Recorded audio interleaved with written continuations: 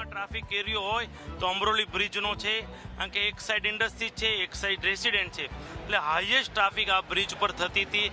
આ ઓવરબ્રિજના હિસાબે આ વિસ્તારની 10 લાખ લોકોને સીધો ફાયદો છે. ઈંધણની બચત થશે, સમયનો બચશે.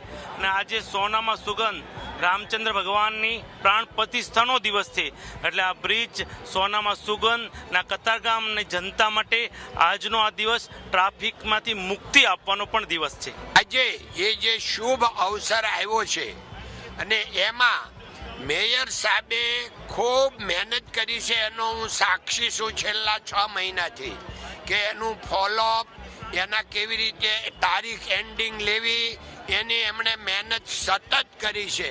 એટલે આજે આ દિન અવસર આવ્યો છે અને યોગાનું યોગ સોનામાં સુગંધ ભળે એમ આજે રામ મંદિર પ્રાણ પ્રતિષ્ઠા મહોત્સવનો દિવસ છે. એટલે સુરત માટે પણ આપણે એવો જ મહોત્સવ થઈ રહ્યો છે. આજે હિન્દુ મિલન મંદિરથી અમરેલી બ્રિજ સુધી જવા માટે જે ટ્રાફિકની સમસ્યા હતી એ આ બ્રિજને કારણે એ સમાપ્ત થઈ છે અને લોકોની સગવડ વધી છે. આજે એક શુભ દિવસ છે.